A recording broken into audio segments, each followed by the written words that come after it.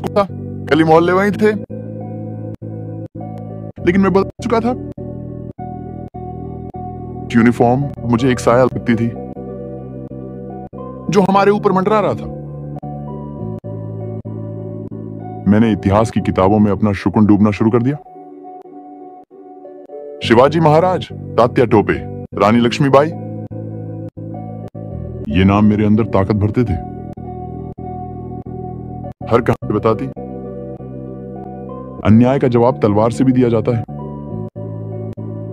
मैं अक्सर सोचता, क्या हम हमेशा ऐसे ही गुलाम रहेंगे? क्या हमारे बच्चों को भी इसी तरह कोड़े सहने पड़ेंगे? उस दिन मुझे पहली बार महसूस हुआ कि मेरे जैसे सोचने वाले और भी हैं। बाजार में किसी ने मेरी किताब में एक पर्ची डाल दी। बस 3 शब्द लिखे थे, अभी नहीं पर जल्द। कई साल बीत गए। उम्र 16 की होने लगी थी और पढ़ाई के लिए मुझे चिपलून छोड़ना पड़ा। गंतव्य नासिक था शायद, क्योंकि मेरी जिंदगी कहां जानी थी इसका तो मुझे अंदाजा भी नहीं था।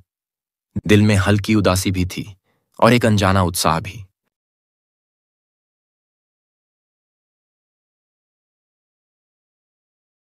नासिक तब एक ऐसा शहर था जो दिखने में शांत था, लेकिन अंदर से वह शहर उबल रहा था।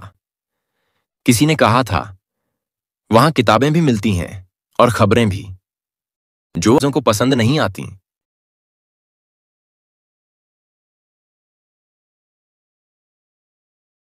शहर की पहली छाप, रंग बिरंगे बाजार, गंगा घाट की भीड़ और हर कोने पर चर्चा। लेकिन मेरे लिए सबसे अहम था हॉस्टल का कमरा और एक नई जिंदगी की शुरुआत। जिंदगी बाहर से सामान्य थी। सुबह क्लास, दोपहर में लाइब्रेरी, शाम को टहलना। लेकिन मेरे अंदर वो पुरानी बेचैनी अभी भी थी, जैसे कोई मुझे बुला रहा हो।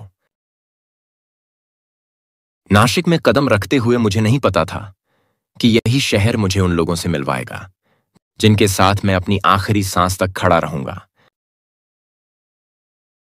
दिन पढ़ाई में बीत रहे थे और शामें चर्चा में, पर असली लड़ाई अब भी किताबों और बहसों में थी।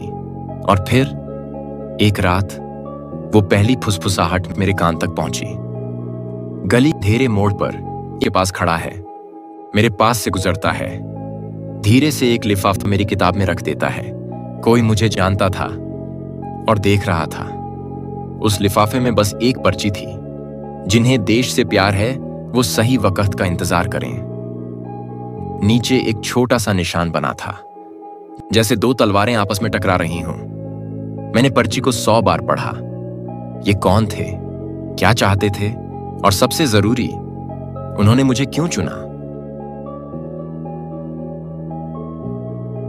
कुछ लोग हैं जो सिर्फ बातें नहीं करते, वो निशाना साधते हैं। उसके बाद उसने और कुछ नहीं कहा, लेकिन उसकी आंखों में मैंने वो देखा जो किताबों में नहीं मिलता, एक खामोश इरादा। ये पहला इशारा था और मैं जानता था अब लौटना मुमकिन नहीं होगा। आगे मैं ऐसे लोगों से मिलने वाला था जिनके लिए आजादी एक सपना नहीं बल्कि एक मिशन थी।